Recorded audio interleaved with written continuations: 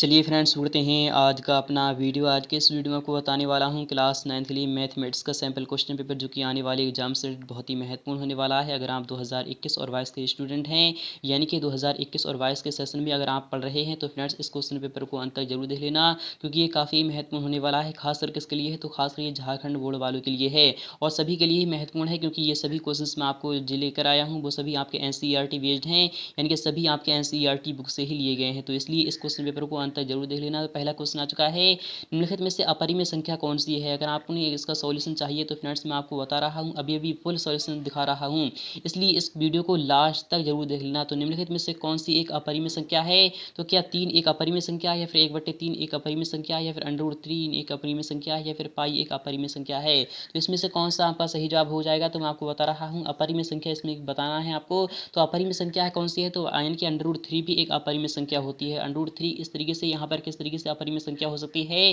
क्योंकि इसे हम P/Q के रूप में नहीं ले सकते हैं, क्योंकि वह संख्या जिसे हम P/Q के रूप में नहीं ले सकते, ऐसी संख्या को हम अपरिमेय संख्या कहते हैं। यानी कि ऑप्शन नंबर आपका थर्ड वाला यहाँ पर सही हो जाएगा। यहाँ पर पाई दिया जा रहा है, तो पाई भी एक अपरिमेय संख्या आती है, बट आपको यहाँ पर अगर पाई की वैल्यू, यहाँ पर दो अपरिमेय संख्याएं आपके सामने मौजूद हो चुकी हैं, यानी कि पाई भी एक अपरिमेय संख्या है और √3 भी एक अपरिमेय संख्या है फिलहाल। लेकिन आप नेक्स्ट क्वेश्चन लेते हैं। सेकंड वाला क्वेश्चन भी आ चुका है कि 4/3 का दशमलव प्रसार कैसा होगा, शांत होगा, या फिर अनावसानी यानी कि आवर्ती होगा, या फिर अनावसानी अनावर्ती होगा, या फिर इनमें से कोई नहीं होगा। तो 4/3 का हम दशमलव प्रसार किस तरीके से कर सकते हैं, तो 3 एकम 3 आपका यहाँ पर 1 आ जाएगा, फिर आपका यानी कि जी आपका यहाँ पर क्या आ जाएगा, फिर आपका यहाँ पर यानी कि 1 हो जाएगा, फिर आप उस पर हम पॉइंट लगा कर यानी कि 0 बढ़ा लेते हैं, यानी कि आपका 10 हो जाएगा। तो 3 3 3 यानी 3 बार आपका यहाँ पर आ जाएगा, ये 1.3 बार आ जाएगा। यानी कि यह कैसा यानी कि यहाँ पर कैसा यह दशमलव प्रसार कैसा है, तो यह है अनावसानी अनावर्ती, यानी कि इसकी कोई लिमिट नहीं है, इसलिए आपका ऑप्शन नंबर यहाँ पर सी वाला सही हो जाएगा।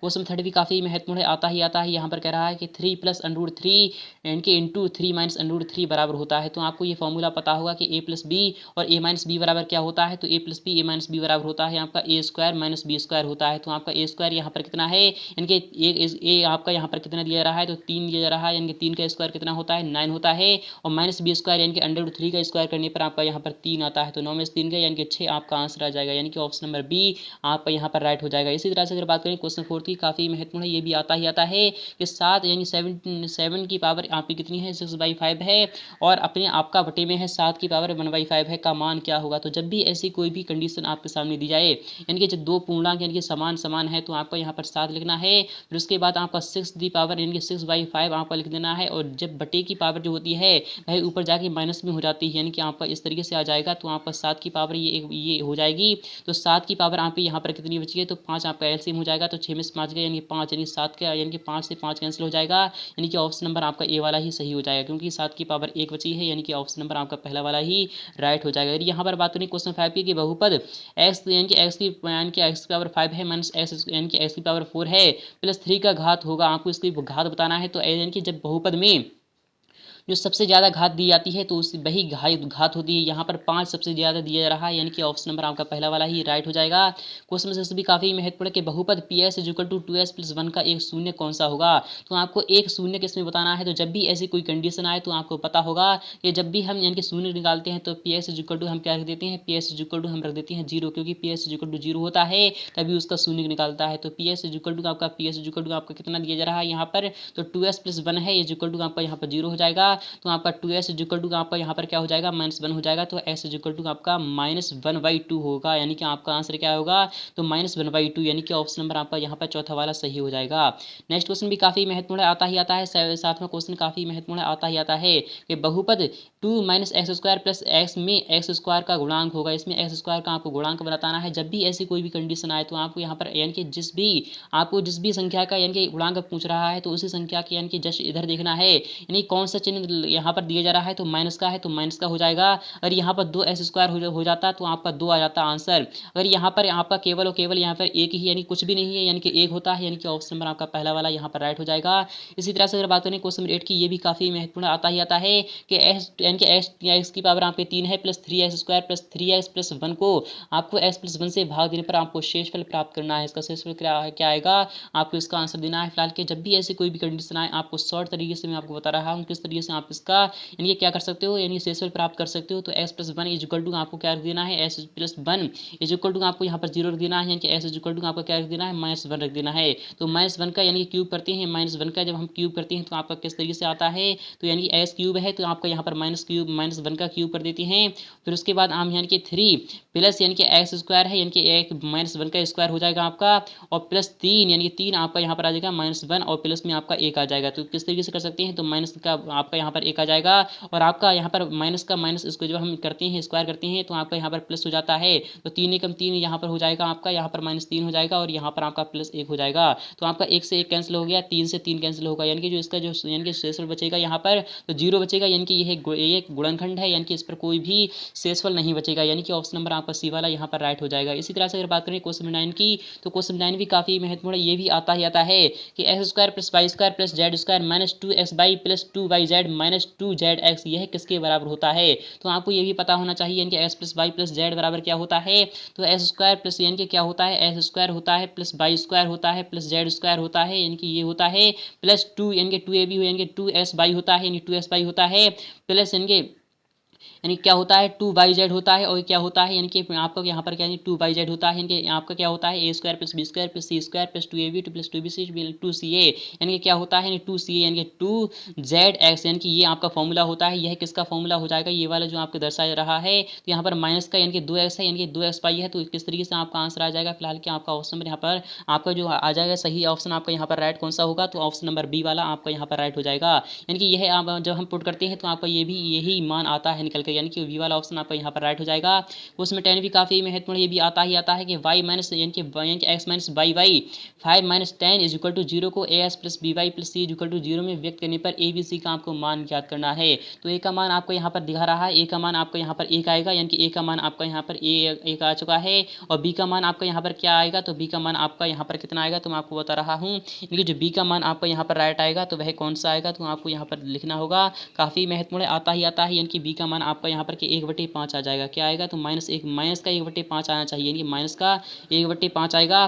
फिर उसके बाद आपको यहाँ पर देखना होगा, यानी माइनस का 1/5 आएगा, सी का मान आपका यहाँ पर -10 आएगा, यानी कि 1 आ गया, यानी कि पहला मान आपका क्या आ चुका है, 1 आ चुका है, दूसरा आपका आ चुका है -1/5, फिर तीसरा आपका आ चुका है -10। तो यह है किस यानी किस वाली में है, तो आपका यहाँ पर ऑप्शन नंबर यहाँ पर डी वाला सही हो जाएगा। यानी कि पहले में आपका 1 है, दूसरे में आपका -1/5 है, और तीसरे में आपका यहाँ पर कितना है, तो -10 है, यानी कि ऑप्शन नंबर डी आपका यहाँ पर राइट हो जाएगा। इसी तरह से अगर बात करें क्वेश्चन 11 काफी महत्वपूर्ण, ये भी आता ही आता है। यहाँ पर कह रहा है कि दो चरों वाले रेखीय समीकरण यानी कि ax plus b y plus c equal to 0 का आपको आलेख खींचना है। तो यह किस तरीके से होगा, एक सरल रेखा होगी या फिर दो सरल रेखाएं होंगी या फिर वृत्त होगा या फिर बिंदु होगा। तो क्वेश्चन 11 का आंसर क्या हो जाएगा। तो फ्रेंड्स जब भी आपके सामने ऐसा कोई भी क्वेश्चन आए तो आप देख सकते हो, यानी दो चरों वाले रेखीय समीकरण ax प्लस यानी कि ax plus b y plus c equal to 0 का आलेख आपको कैसा होगा, तो यह एक सरल रेखा के रूप में होगा, यानी कि यह एक सरल रेखा यानी कि दर्शाएगा, यानी कि ऑप्शन नंबर आपका पहला वाला ही यहाँ पर राइट हो जाएगा। क्वेश्चन 12 भी काफी महत्वपूर्ण, यहाँ पर कह रहा है x माइनस यानी कि x minus 2y equal to आपका 4 है, तो एक हल आपको इसमें बताना होगा। क्या ऑप्शन नंबर पहला वाला यहाँ पर राइट हो जाएगा, यानी कि x के स्थान पर हम 4 रखते हैं, यानी कि 4 रखते हैं तो -2y यानी कि 2 के जो हम 0 रखते हैं तो आपका 0 हो जाएगा, इज इक्वल टू आपका 4। हाँ ऑप्शन नंबर आपका पहला वाला यहाँ पर राइट हो जाएगा, क्योंकि 4 बराबर 4 होता है, यानी कि ऑप्शन नंबर आपका पहला वाला यहाँ पर राइट हो जाएगा। नेक्स्ट क्वेश्चन भी काफी महत्वपूर्ण है, यदि बिंदु 3,4 समीकरण 3y is equal to ax plus 7 के आलेख पर स्थित है तो a का मान क्या होगा। तो आपको a का मान निकालना है, यानी कि y का निर्देशांक यानी दूसरा वाला होता है, x का मान होता है पहला वाला। तो हम 3y यानी कि 3 चौक 12 आपका यहाँ पर आ चुका है, इज इक्वल टू आपका ax है, यानी कि ax यानी कि 3x हो जाएगा प्लस 7 हो जाएगा, यानी कि 3x इज इक्वल टू आपका क्या आएगा निकल कर, दोबारा में से 7 गया आपका तो 5 बचेगा, तो आपका यहाँ पर x इज इक्वल टू आपका 5/3 आंसर आएगा, यानी कि x इज इक्वल टू आपका क्या आएगा, तो 5/3 यानी कि a का मान आपके सामने आ चुका है। नेक्स्ट क्वेश्चन भी काफी महत्वपूर्ण है, 14 वाला क्वेश्चन क्या कह रहा है कि x अक्ष और y अक्ष के कटान बिंदु को कहते हैं। तो x अक्ष और y अक्ष का जो कटान बिंदु होता है वो ये होता है, उसे हम मूल बिंदु कहते हैं, यानी कि ऑप्शन नंबर आपका सी वाला यहाँ पर राइट हो जाएगा। क्वेश्चन 15 भी काफी महत्वपूर्ण है कि एक्स अक्ष पर एक यानी कि एक्स अक्ष पर आपको क्या निकालना है, तो फ्रेंड्स आपको यहाँ पर दिखा रहा है यानी कि एक्स अक्ष पर एक बिंदु के निर्देशांक के रूप में आपको कौन सा आपका विकल्प यहाँ पर सही होना चाहिए। तो आपको यानी कि एक्स अक्ष पर एक बिंदु के निर्देशांक के रूप में पाया जाता है, तो ऑप्शन नंबर आपका यहाँ पर डी वाला सही हो जाएगा, क्योंकि एक्स अक्ष है इसलिए एक्स कॉमा जीरो होगा, यानी कि एक्स कॉमा जीरो होगा, यानी कि ऑप्शन नंबर आपका डी वाला यहाँ पर राइट हो जाएगा। क्वेश्चन नंबर 16 भी काफ़ी महत्वपूर्ण है कि दो भिन्न रेखाओं में कितने बिंदु उभयनिष्ठ हो सकते हैं। तो दो भिन्न भिन्न रेखाएं हैं, ये बिंदु है यानी कि एक रेखा ये हो सकती है, ये भी एक रेखा हो सकती है, तो इसमें कितने बिंदु जो कि हैं उभयनिष्ठ हैं यानी कि कॉमन है। तो ऑप्शन नंबर आपका 16 का जो सही जवाब होगा, क्वेश्चन 16 का आपका आंसर होगा यानी कि एक बिंदु इसमें उभयनिष्ठ हो जाएगा, क्योंकि ये मूल बिंदु है, यही बिंदु आपका उभयनिष्ठ कहलाएगा, यानी कि ए वाला ऑप्शन आपका यहाँ पर राइट हो जाएगा। क्वेश्चन 17 भी काफ़ी महत्वपूर्ण, ये भी आता ही आता है, दो भिन्न न्यून कोणों का अंतर कितना होता है। तो दो भिन्न होती हैं, जो कि दो भिन्न न्यून कोण होती हैं, उनका अंतर कितना होता है। तो क्वेश्चन 17 का आपका आंसर क्या आना चाहिए। तो क्वेश्चन 17 का आंसर भी आपका ऑप्शन नंबर एक ही होगा, यानी कि एक न्यून कोण होता है, दो भिन्न न्यून कोणों का अंतर एक न्यून कोण होता है। क्वेश्चन 18 क्या कह रहा है, यदि दो कोणों का योग 90 डिग्री हो तो वे कोण कैसे कहलाते हैं। तो वे कोण आपके यानी कि पूरक कोण कहलाते हैं। यदि दो कोणों का सम यानी कि योग जब 180 डिग्री होता है तो वे कोण क्या कहलाते हैं। तो वे कोण कहलाते हैं आपके संपूरक कोण कहलाते हैं। यदि यहाँ पर कहता है कि यदि एक कोण का यानी कि एक कोण का मान 90 डिग्री है तो वह कोण क्या कहलाता है, तो वह समकोण कहलाता है। इस तरीके से आपको इसको भी ध्यान में रखना होगा। क्वेश्चन नंबर 19 भी काफी महत्वपूर्ण है, ये भी आता ही आता है। क्वेश्चन नंबर 19 क्या कह रहा है कि आकृति में एक्स का मान आपको परिकलित करना है, यानी कि मान बताना होगा। तो आकृति में एक्स का मान यहाँ पर कितना आएगा, तो आपको मैं बता रहा हूँ। क्वेश्चन नंबर 19 का जो सही जवाब होगा वह कौन सा होगा। तो क्वेश्चन नंबर 19 का आपका ऑप्शन नंबर यहाँ पर कौन सा सही होना चाहिए। तो 50 डिग्री आपका आंसर आएगा। तो 50 डिग्री किस तरीके से आएगा आपका यहाँ पर आपको आंसर, एक सीधी यानी कि एक सीधी सरल रेखा पर बने सभी कोणों का योग कितना होता है, 180 डिग्री होता है। जब 180 डिग्री होता है तो आपका यानी कि क्यू इक्वल टू आपका कितना है, तो 130 डिग्री है। तो 130 डिग्री और प्लस एक्स इक्वल टू आपका 180 डिग्री हो जाएगा, यानी कि जब 180 डिग्री से आपको क्या लेस करना है, तो आपका 130 यानी कि लेस कर देना है। तो आपका आंसर 50 डिग्री यानी कि ऑप्शन नंबर आपका यहाँ पर डी वाला सही हो जाएगा। क्वेश्चन 20 भी काफ़ी महत्वपूर्ण, ये भी आता ही आता है। यदि A B equal to Q R है और B C equal to P R है तो A C equal to P Q है, तो वह क्या है। तो यानी कि कौन सा इसमें ट्राइंगल है जो कि एक दूसरे का क्या है, इस तरीके से मैं आपको बता रहा हूं। क्वेश्चन 20 का आपका यहाँ पर आंसर आ जाएगा, वह आएगा ऑप्शन नंबर बी, यानी कि आपका आएगा यहाँ पर त्रिभुज CBA ये सर्वांग सम है, जो कि त्रिभुज PRQ के। इस तरीके से आपका आंसर पूरा का पूरा आपको मैच हो चुका है, यानी कि ऑप्शन नंबर बी आपका यहाँ पर राइट हो जाएगा। नेक्स्ट क्वेश्चन भी काफी महत्वपूर्ण है। क्वेश्चन 21 क्या कह रहा है, ये भी आपको देखना होगा, ये भी काफी महत्वपूर्ण है, आता ही आता है। दो समकोण जो कि त्रिभुज ABC और त्रिभुज DEF में कर्ण AC इक्वल टू कर्ण DF तथा अन्य भुजा AB इक्वल टू DE हो तो दोनों त्रिभुज किस नियम से सर्वांग सम होंगे। तो यह आपको बताना है। फिलहाल कि मैं आपको डायरेक्टली बता रहा हूँ। क्वेश्चन 21 का जो आपका सही जवाब होगा वह कौन सा होगा, तो वह होगा राइट हैंड साइड नियम से, यानी कि किस नियम से होंगे, राइट हैंड साइड के नियम से, यानी कि सिद्ध हो जाएंगे, नियम के सर्वांग सम होंगे। तो यह इस तरीके से पूरा का पूरा सॉल्यूशन आपके सामने आ जाएगा। क्वेश्चन 21 का आंसर आपको मिल चुका है। नेक्स्ट क्वेश्चन भी अगर बात करें, नेक्स्ट क्वेश्चन भी काफी महत्वपूर्ण है। क्वेश्चन 22 क्या कह रहा है, ये भी आपको देखना होगा। त्रिभुज की किन्हीं दो भुजाओं का योग तीसरी भुजा से होता है। तो फ्रेंड्स त्रिभुज की तीन भुजाओं का जो योग होता है वह तीसरी भुजा से क्या होता है, बराबर होता है या फिर छोटा होता है या फिर बड़ा होता है। तो आपका आंसर क्या आना चाहिए। क्वेश्चन 22 का जो आपका सही जवाब होगा वो होगा आपका ऑप्शन नंबर, यानी कि तीसरी भुजा से क्या होता है, त्रिभुज की किन्हीं दो भुजाओं का योग तीसरी भुजा से क्या होता है, बड़ा होता है, छोटा होता है या फिर बराबर होता है। तो आपका विकल्प आएगा यानी कि बराबर होता है, सदैव बराबर होता है, क्योंकि जब हम लगाते हैं यानी क्या लगाते हैं, पाइथागोरस यानी ट्रिपलेट लगाते हैं, पाइथागोरस यानी कि क्या लगाते हैं, पाइथागोरस प्रमेय लगाते हैं। तो आपका एक भुजा का स्क्वायर जो आता है वह दो भुजाओं के स्क्वायर के बराबर रहता है, अर्थात कर्ण स्क्वायर इक्वल टू आपका क्या होता है, आधार स्क्वायर प्लस लंबी स्क्वायर होता है। अगर यहाँ पर इसी तरह से अगर बात करें क्वेश्चन 23 की समचतुर्भुज के विकर्ण परिसर होते हैं, समचतुर्भुज किस तरीके से बनता है। तो समचतुर्भुज आपका इस तरीके से बनता है, यानी रोम्बस जिसे कह लीजिए, यानी कि इसके जो विकर्ण होते हैं परस्पर कैसे होते हैं, समांतर होते हैं, बराबर होते हैं, लंब होते हैं, या फिर इनमें से कोई नहीं। क्वेश्चन 23 का आपका आंसर क्या आना चाहिए। तो क्वेश्चन 23 का आपका यहाँ पर आंसर आएगा, यानी क्या होते हैं, लंबवत होती हैं, क्या होती हैं, लंबवत होती हैं, यानी कि इस तरीके से आपका यहाँ पर कर्ण होते हैं जो कि लंबवत होती हैं। इस तरीके से आपका आंसर पूरा का पूरा आपको मिल चुका है, यानी कि समांतर होते हैं। सॉरी दोस्तों, आपका क्या आंसर आना चाहिए, यानी कि समांतर होते हैं या फिर बराबर होती हैं। तो आपका यहाँ पर ऑप्शन नंबर पहला वाला ही आ जाएगा, क्योंकि रोम्बस जो होता है, यानी रोम्बस जो होता है उसके यानी कि दोनों की विकर्ण होती हैं, बराबर होते हैं। इस तरीके से आपका आंसर हो चुका है, आपको मिल चुका है। क्वेश्चन 24 भी काफी महत्वपूर्ण है। किसी त्रिभुज की किन्हीं दो भुजाओं के मध्य बिंदुओं को मिलाने वाली रेखाखंड तीसरी भुजा के यानी बराबर होता है या फिर आधा होता है या फिर दुगना होता है या फिर इनमें से कोई नहीं। क्वेश्चन 24 का आपका आंसर क्या आएगा। तो क्वेश्चन 24 का आपको मैं आंसर बता रहा हूँ, डायरेक्टली बता रहा हूँ। क्वेश्चन 24 का आपका आंसर आएगा, यानी कि क्वेश्चन 24 का किसी त्रिभुज की किन्हीं दो भुजाओं के मध्य मध्य बिंदुओं को मिलाने वाली, यानी यहाँ पर एक त्रिभुज बना लीजिए। मान लो ये एक त्रिभुज है, इसमें मध्य बिंदु यहाँ पर ये है, ये है, ये है, बाली रेखाखंड तीसरी भुजा के, यानी तीसरी भुजा क्या होता है, बराबर होता है, आधा होता है, दुगना होता है। तो आपका यहाँ पर क्या हो जाएगा, आधा हो जाएगा, यानी कि ऑप्शन नंबर बी आपका यहाँ पर राइट हो जाएगा। तो फ्रेंड्स आ चुका है आप सामने है क्वेश्चन 25 भी काफ़ी महत्वपूर्ण है। दो समांतर रेखाओं को एक त्रियक रेखा प्रतिच्छेद करती है तो अंतः कोणों के समद्विभाजक से बना चतुर्भुज कैसा होता है। यानी दो समांतर रेखाओं को, यानी कि यह एक समांतर, यानी कि यह क्या है, एक समांतर रेखाएं हैं, तो एक त्रियक रेखा जो कि प्रतिच्छेद करती है तो अंतः कोणों के समद्विभाजक को बना चतुर्भुज कैसा होता है, समचतुर्भुज होता है, यानी कि वर्ग होता है, या फिर समलंब चतुर्भुज होता है, या फिर आयत होता है। तो इसका जवाब आपको कमेंट सेक्शन में बताना होगा। फिलहाल कि आपका ऑप्शन नंबर यहाँ पर पहला वाला ही राइट हो जाएगा, क्योंकि यहाँ पर कह रहा है, क्या कह रहा है, ये भी आपको देखना होगा और समझना होगा। समचतुर्भुज आपका ऑप्शन नंबर पहला वाला यहाँ पर राइट हो जाएगा। क्वेश्चन नंबर 26 भी काफी महत्वपूर्ण, ये भी आता ही आता है। यहाँ पर कह रहा है यदि एक त्रिभुज और एक समांतर चतुर्भुज एक ही आधार और एक ही समांतर रेखाओं के बीच स्थित हो तो त्रिभुज का क्षेत्रफल, यानी कि समांतर चतुर्भुज के क्षेत्रफल का क्या होता है, दुगना होता है, आधा होता है, दोगुना होता है, फिर एक चौथाई होता है। तो क्वेश्चन नंबर 26 का आपका आंसर क्या आना चाहिए। तो क्वेश्चन नंबर 26 का आंसर मैं आपको बता रहा हूँ, ऑप्शन नंबर बी, यानी कि आधा होता है। ऑप्शन नंबर बी आपका यहाँ पर राइट हो जाएगा। क्वेश्चन नंबर 27 भी काफी महत्वपूर्ण है। तीन यानी कि अंशरेखी बिंदुओं से होकर कितने वृत्त खींचे जा सकते हैं। तो तीन अंशरेखी बिंदुओं से होकर कितने वृत्त खींचे जा सकते हैं। तो अनंत खींचे जा सकते हैं। हाँ, अनंत खींचे जा सकते हैं, यानी कि ऑप्शन नंबर आपका यहाँ पर क्या हो जाएगा। तो ऑप्शन नंबर आपका यहाँ पर क्या हो जाएगा, तो मैं आपको बता रहा हूँ क्वेश्चन नंबर आपका यहाँ पर, यानी कि पहला, यानी कि ऑप्शन नंबर बी आपका यहाँ पर राइट हो जाएगा। क्वेश्चन नंबर 28 भी काफी महत्वपूर्ण है। यहाँ पर कह रहा है कि आकृति में ABCD एक चक्रीय चतुर्भुज है जिसमें AC और BD विकर्ण है, तो एंगल BCD का आपको मान निकालना है। BCD यानी कि BCD यानी BCD आपको इसका मान निकालना है। तो किस तरीके से हम इसका मान निकाल सकते हैं। तो आपका आंसर क्या आ जाएगा, यानी 45, और इधर आप यानी कि 180 डिग्री से यानी कि क्या कर दीजिए, आप कम कर दीजिए, तो आपका आंसर निकल कर आ जाएगा। फिलहाल कि मैं आपको इसका सॉल्यूशन दिखा दूंगा नेक्स्ट पार्ट में, यानी कि आपको इसका मान कितना आएगा निकल कर। तो आपका जो मान निकल कर आपको यहाँ पर आ जाएगा तो वह 60 डिग्री के लगभग आएगा।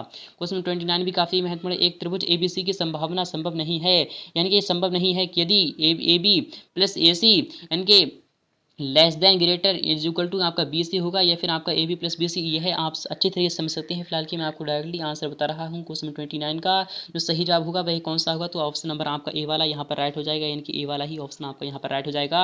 30 वाला क्वेश्चन भी काफी महत्वपूर्ण है। एक त्रिभुज का क्षेत्रफल ज्ञात करना है जिसकी दो भुजाएं 8 सेंटीमीटर 11 सेंटीमीटर और जिसका परिमाप कितना है 32 सेंटीमीटर है। जब परिमाप 32 सेंटीमीटर है तो त्रिभुज का जो क्षेत्रफल होता है वह किस तरीके से हम निकाल सकते हैं। परिमाप यानी कि परिमाप आपका ये है, तो हम इसके दो भुजाएं आपकी यहाँ सामने ये दी जा रही हैं, इनकी इसका क्या निकालना है, त्रिभुज का क्षेत्रफल निकालना है। तो आपका यानी कि क्या निकल कर आएगा, यानी कि 8 11 कितनी होती हैं, तो आप 19 हो जाएंगे। 19 में से आपका यानी 32 में से आपका 19 जो चला जाएगा तो आपका यहाँ पर कितना बचेगा, तो यानी कि 2 में से आपका यहाँ पर 9 गया, इनकी 1 बचा, और यहाँ पर इस तरीके से आपका यहाँ पर 2 में से 1 गया, यानी कि 11 हो जाएगा। तो 11 आपकी तीनों भुजाएं हो सकती हैं। तो आपका यानी कि क्या निकालना है, आपको हेरोन सूत्र लगा देना है। S इज इक्वल टू आपका क्या होता है, S minus A S minus B S minus C, आपका आंसर निकल कर आ जाएगा। फिलहाल कि मैं आपको बता रहा हूँ डायरेक्टली आंसर क्या हो जाएगा। क्वेश्चन 30 का जो आपका आंसर होगा वह कौन सा होगा। तो क्वेश्चन 30 का आपका यहाँ पर आंसर यानी कि ऑप्शन नंबर सी, यानी कि 8√30 यानी कि वर्ग सेंटीमीटर स्क्वायर, यानी कि ऑप्शन नंबर आपका तीसरा वाला सही हो जाएगा। क्वेश्चन 31 भी काफी महत्वपूर्ण है कि हीरोन सूत्र में त्रिभुज का क्षेत्रफल ये होता है, तो ABC क्या है, तो त्रिभुज का परिमाप है, या फिर त्रिभुज की भुजाएं, या फिर त्रिभुज की परिमाप है, या फिर त्रिभुज का क्षेत्रफल है। तो आपका ऑप्शन नंबर पहला वाला यहाँ पर राइट हो जाएगा। क्या है, त्रिभुज की सभी परिमाप यानी कि भुजाएं होती हैं, यानी कि ऑप्शन नंबर आपका ए वाला ही सही हो जाएगा।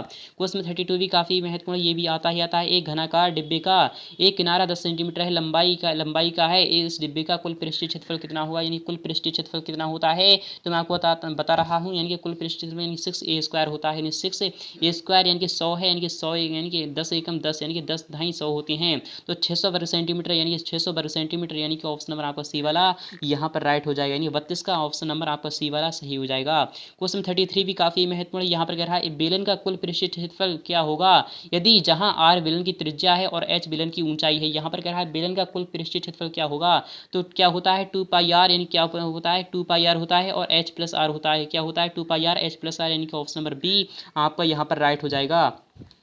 इसी तरह से अगर बात करें क्वेश्चन 34 की, यानी कि r त्रिज्या वाली गोली का आयतन क्या होता है, तो r त्रिज्या वाली गोली का जो आयतन होता है वह होता है 4/3 πr³ होता है, 4/3 πr³ होता है, क्योंकि यहाँ पर गोली का आयतन कह रहा है, इसलिए आपका यहाँ पर आंसर क्या आएगा, यानी 4/3 πr³। यहाँ पर 4/3 क्या किस तरीके से आपका यहाँ पर निकल कर आएगा 4/3 πr³, यानी कि फिलहाल क्या आपका ऑप्शन नंबर 4/3 πr³, यहाँ पर कोई सा भी नहीं है, यानी कि सभी आपके रॉन्ग हो जाएंगे। इसलिए आपको यहाँ पर यानी गोली का आयतन नहीं बट यहाँ पर अर्धगोली का आयतन पूछना चाहिए, तभी 2/3 3 पाई आर क्यूब हो जाता है। फिलहाल क्या ऑप्शन नंबर पर आपका यहाँ पर कोई सा भी सही नहीं है, क्योंकि जो अर्धत्रिज्या वाली गोली का आयतन होता है वह 4/3 पाई आर क्यूब होता है। और यहाँ पर अर्धगोले का आयतन को दिखा रहा है और बाकी के आयतन यानी कि सभी सूत्र गलत हैं, इसलिए आपका ऑप्शन नंबर यहाँ पर कोई सा भी सही नहीं होगा। 30 वाला क्वेश्चन भी काफी महत्वपूर्ण है। क्वेश्चन 35 है, उस लंबवृत्तीय शंकु का आयतन ज्ञात करना है जिसकी यानी कि त्रिज्या कितनी है 6 सेंटीमीटर है और ऊंचाई यानी कि 7 सेंटीमीटर है। लंबवृत्तीय शंकु का आयतन आपको ज्ञात करना है, तो 1/3 पाई आर स्क्वायर एच होता है। तो 1/3 पाई के स्थान पर हम क्या रख सकते हैं, तो पाई के स्थान पर हम 22/7 लिख सकते हैं। 22/7 लिख सकते हैं, यानी कि क्या होता है 1/3 पाई आर स्क्वायर एच होता है। आर स्क्वायर यानी कितनी है, तो आर आपकी यहाँ पर 6 है, यानी कि 6 × 6, एच कितनी है तो 7 है, तो 7 से 7 कैंसिल हो जाएगा, 3 दूनी 6 हो जाएगा।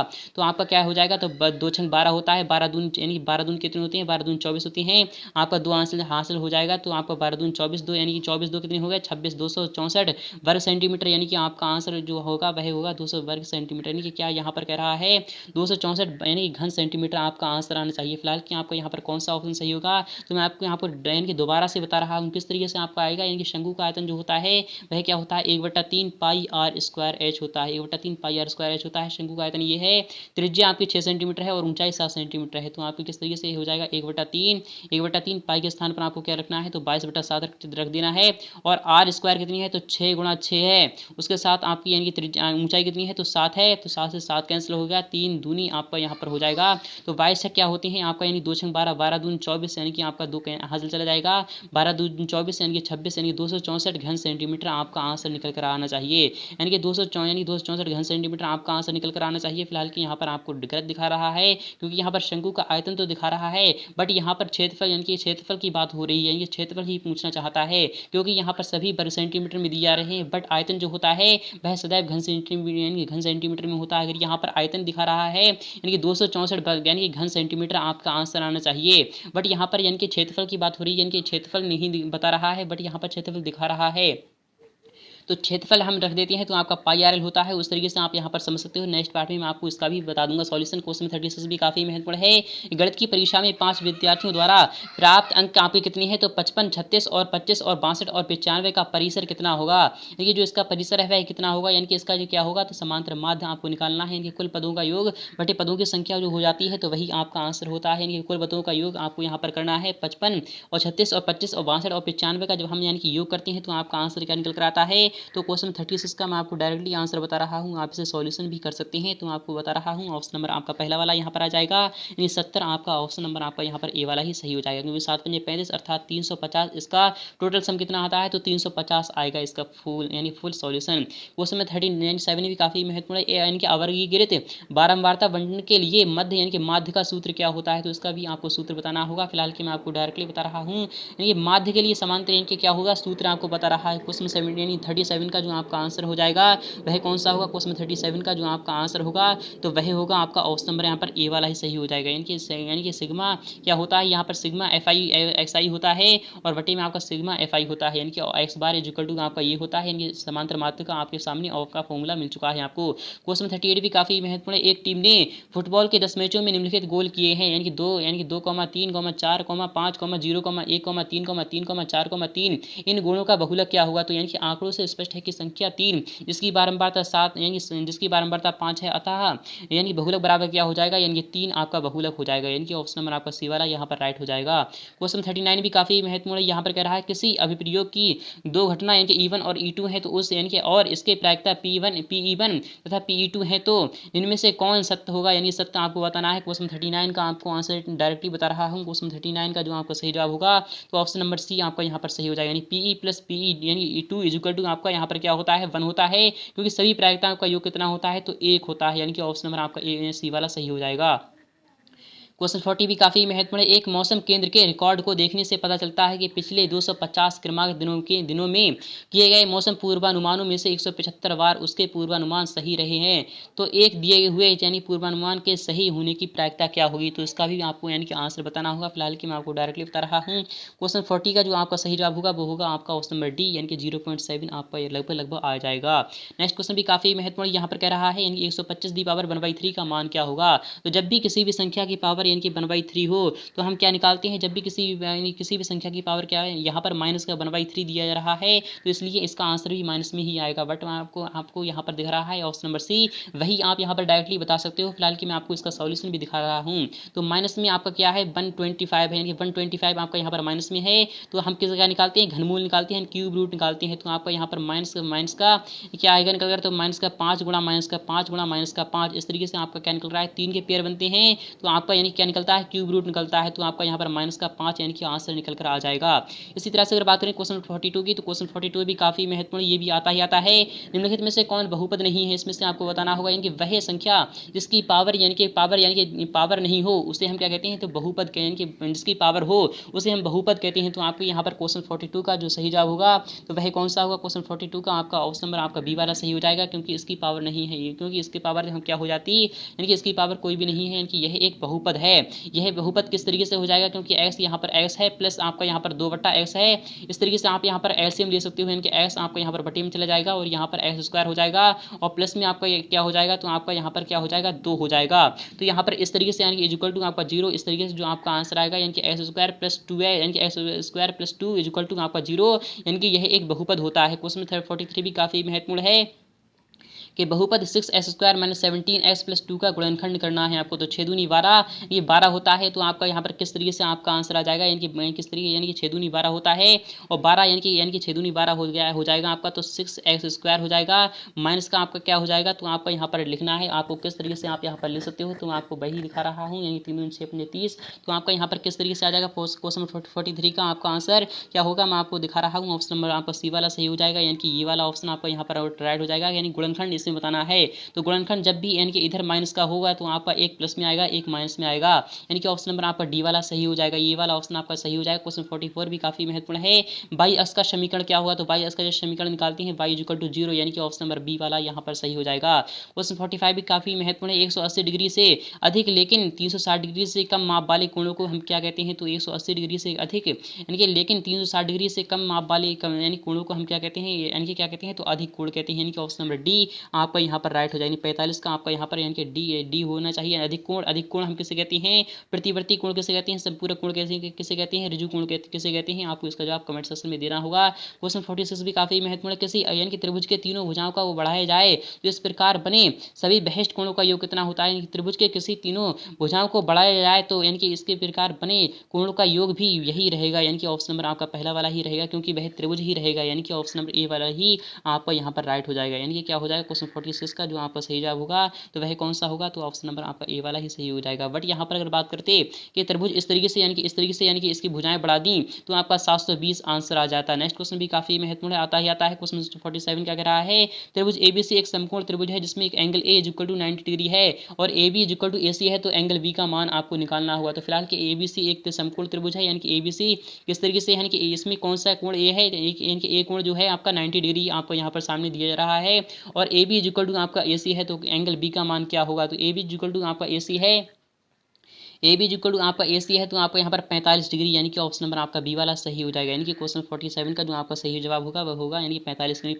90 होता है और 90 एक अकेला हो, यानी इसका टोटल कितना होता है 180 डिग्री होता है। फिलहाल कि आपका ऑप्शन नंबर यहाँ पर बी वाला सही हो जाएगा। क्वेश्चन 48 भी काफी महत्वपूर्ण है कि चक्रीय चतुर्भुज के सम्मुख कोणों के प्रत्येक यानी कि युग्म का योगफल कितना होता है। चक्रीय चतुर्भुज के सम्मुख कोण के प्रत्येक युग्म का जो योगफल होता है, क्वेश्चन 48 का जो सही जवाब होगा वह होगा आपका ऑप्शन नंबर यहाँ पर कौन सा बी वाला, यानी कि 180 डिग्री होता है। तो चक्रीय चतुर्भुज यानी कि मान लो यह एक वृत्त है, उसमें एक चक्रीय चतुर्भुज दिया जा रहा है, तो इसके आमने सामने के जो कोण का योग होता है वह 180 डिग्री होता है, यानी कि ऑप्शन नंबर आपका बी वाला यहाँ पर राइट हो जाएगा। क्वेश्चन 49 भी काफी महत्वपूर्ण है, आता ही आता है। ऊंचाई 14 सेंटीमीटर वाले एक लंब बेलन का वक्र परिक्षेत्र क्षेत्रफल यानी कि 88 वर्ग सेंटीमीटर है, तो बेलन के आधार की त्रिज्या का मान आपको इसका निकालना होगा। तो ऊंचाई आपकी कितनी है, h = आपकी यहाँ पर 14 सेंटीमीटर दी जा रही है। बेलन का यानी कि वक्र परिक्षेत्र क्षेत्रफल यानी 2πRh यहाँ पर जो दिया रहा है वह कितना है 2πRh, यानी कि r यानी कि h के स्थान पर आपकी कितनी है, तो 14 यहाँ पर दिया रहा है। इक्वल आपका 88 वर्ग सेंटीमीटर है, यानी 2π यानी कि 2π पाई के स्थान पर आपको क्या रखना है, तो 22/7 रखना है और r इक्वल आपको क्या रखना है, तो r तो आपको निकालना है और यहाँ पर 14 इस तरीके से आपको यहाँ पर 88 हो जाएगा। तो 7 दूनी आपका यहाँ पर इस तरीके से हो जाएगा, 7 दूनी हो जाएगा और यहाँ पर यानी 22 दूनी 44 यानी 44 दूनी आपका 88 होता है, यानी कि r इक्वल आपका क्या आएगा 88/88 यानी 88 / 88 यानी कि जो आपका 88 से 88 कैंसिल हो जाएगा, अर्थात 1 सेंटीमीटर आपकी त्रिज्या आ जाएगी। जाएगी, यानी कि ऑप्शन नंबर आपका ए वाला ही सही हो जाएगा। क्वेश्चन 50 भी काफ़ी महत्वपूर्ण है और इस क्वेश्चन पेपर का लास्ट क्वेश्चन रखा गया है। दो सिक्कों को एक साथ 500 बार उछालने पर हमें प्राप्त होता है। दो चित्र 105 बार आते हैं, एक चित्र 275 बार आता है, कोई भी चित्र नहीं 120 बार आता है। तो एक चित्र प्राप्त करने की यानी एक चित्र प्राप्त होने की घटना की आपको प्रायिकता निकालना है। क्वेश्चन 15 का आपका आंसर हो जाएगा, तो वह होगा आपका 0.5 यानी कि 0.55 क्या होगा, यानी 275 यानी यहाँ पर कह रहा है तो एक चित्र प्राप्त करने यानी एक चित्र प्राप्त होने की घटना की आपको प्रायिकता निकालना है। तो एक चित्र यानी कि क्या बार आया है, तो आपका 105 यानी कि 105 आपका यहाँ पर ऊपर आएगा और बटे में आपका यानी कि 500 आ जाएगा। तो इस तरीके से आपका आंसर पूरा का पूरा आपको मिल चुका है। आई होप आपको समझ में आ चुका होगा। अगर आपको समझ में आ चुका है तो इस वीडियो को लाइक करना और अपने तमाम दोस्तों के पास शेयर कर दीजिए ताकि वो भी इसका लाभ उठा सकें। तो